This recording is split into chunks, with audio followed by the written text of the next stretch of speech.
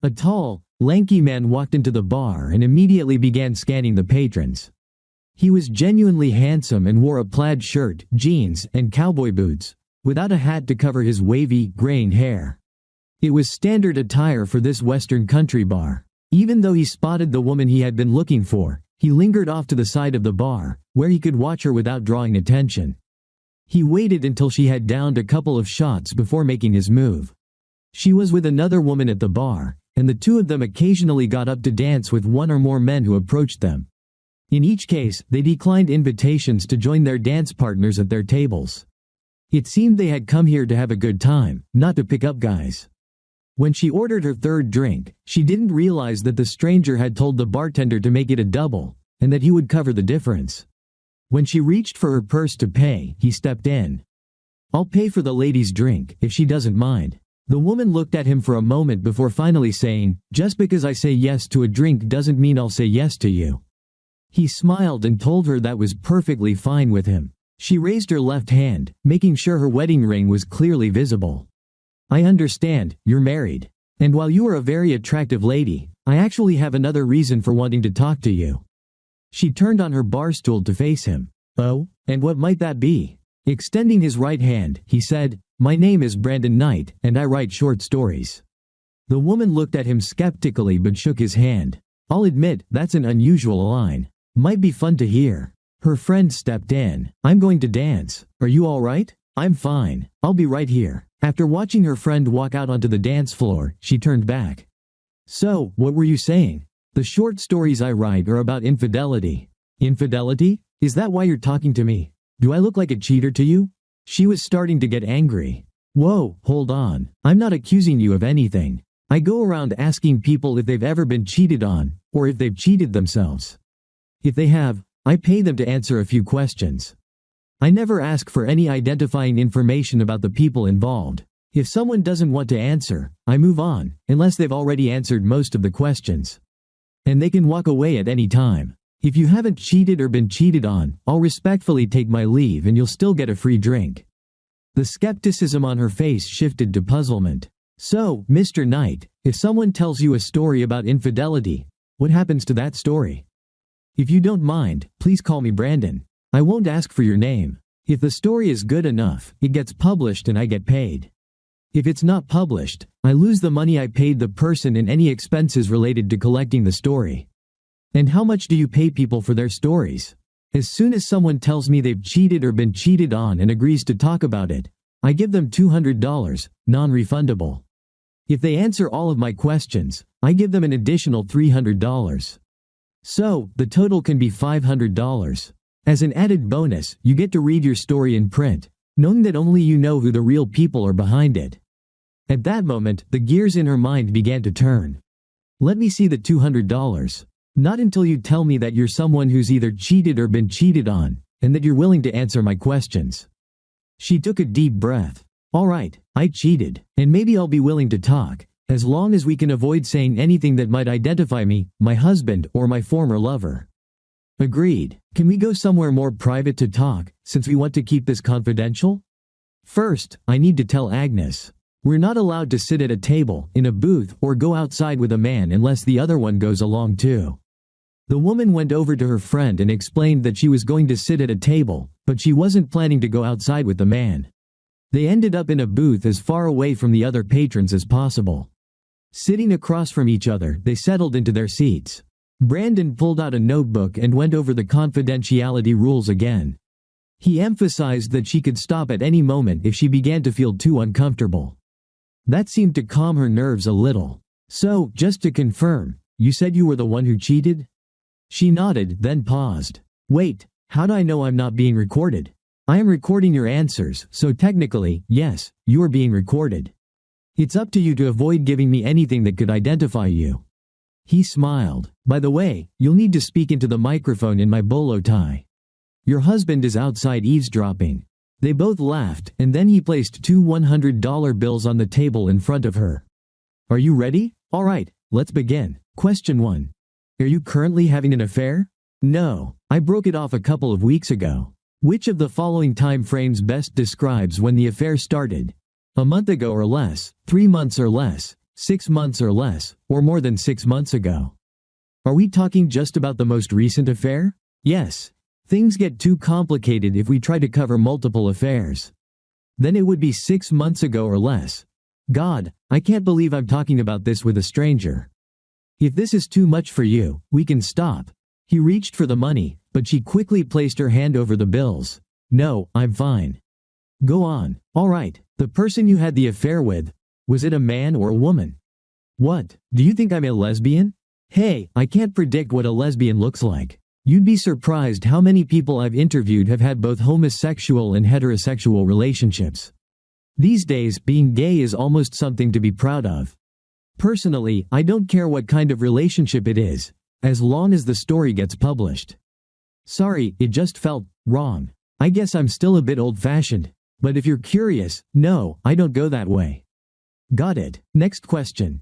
Was the man you recently had an affair with of the same racial or ethnic background as you? A more worried expression appeared on the woman's face. I'm a little afraid to answer that question. To be honest, interracial affairs are actually more likely to be published. So, if that's true in your case, please go ahead and tell me. Based on your hesitation, I'm guessing he's of a different race. Do I have to specify which race? It's preferable, but not required. Alright, I'll just say he's of a different race. That's probably a smart move, especially if this could be traced back to you through a small social circle. Next question. Did you meet this person at your workplace, in your neighborhood, through religious or community organizations, or via social media? If you'd rather not answer about your workplace, I'll assume it's a small environment where someone might easily figure out who the person is. I work for a large company. I met him there. Alright, how did you first meet him? Before she could answer, the waitress brought her fourth drink of the evening, a double, of course. As soon as the waitress left, the woman continued. He was introduced to the employees on my floor by the HR staff when he was first hired. After that, he would stop by my desk to chat. And flirt? Yes, we flirted, but that's not unusual at our workplace. We often joke around with each other, except when the boss is nearby. So, when was the first time you felt there might be something more than just flirting between you? This is a bit embarrassing. We were riding the elevator to our floors. It got really crowded, and I ended up standing in front of him, very close. It was so tight that my backside was pressed right up against him. As the elevator went up, I felt something cylindrical press against me through our clothes. I tried to step forward, but he placed his hands on my hips and gently pulled me back. He kept growing harder, and I kept getting more tense. By the time the elevator stopped on my floor, I could feel moisture running down my leg. He stayed in the elevator, and I headed to the restroom to, relieve myself. Oh God, I've never told anyone that before. Are you okay to continue? I think I need a break. Retelling that story really got me aroused. We'll continue whenever you're ready. A few minutes later, she told him to go on. So, when and where did your first actual sexual encounter take place? Again, in the elevator. We tried to enter it at the same time so we could be alone together.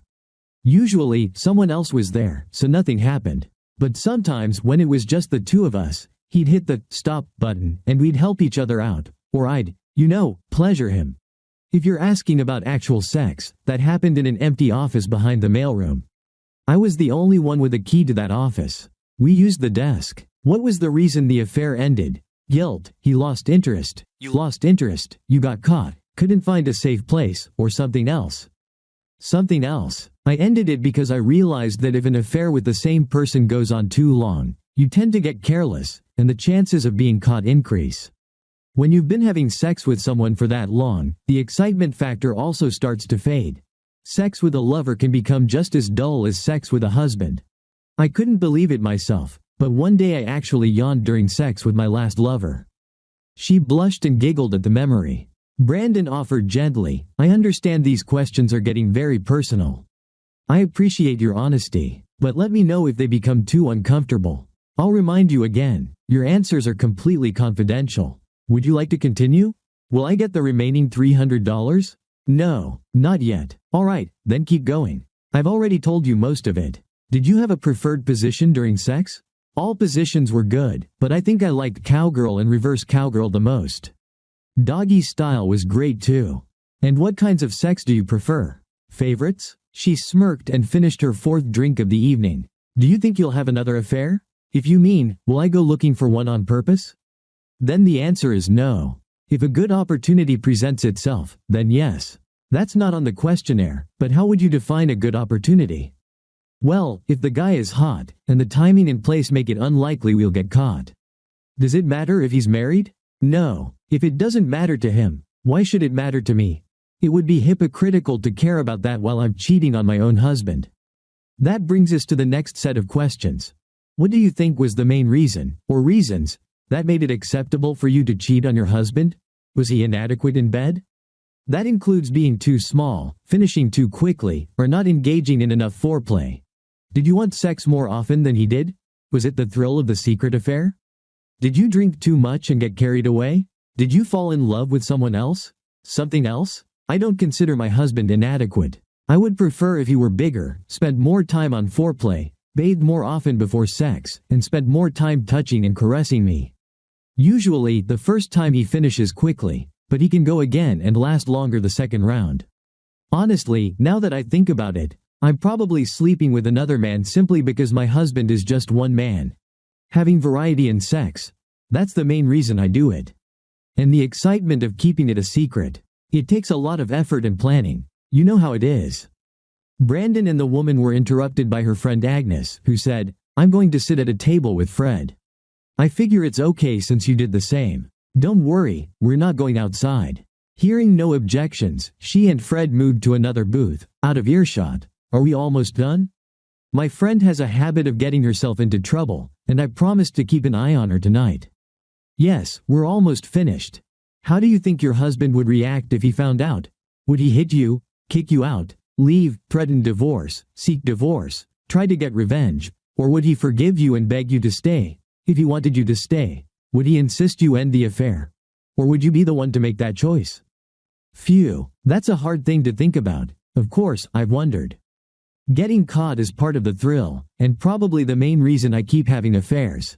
Here's how I see it. First, I need to do everything I can to make sure he never finds out. If he did, he'd probably threaten divorce, but I think he'd back down once I begged him not to go through with it and promised never to do it again. I really do love him, and he's been a good husband, a good father, and even a decent lover. The sex outside the marriage, it's just something I want, and honestly, I don't think it hurts our marriage. He knows he wouldn't do well in the financial split that usually comes with divorce. Unless he had photos, videos, or audio recordings, he wouldn't have grounds to get more than a 50-50 split.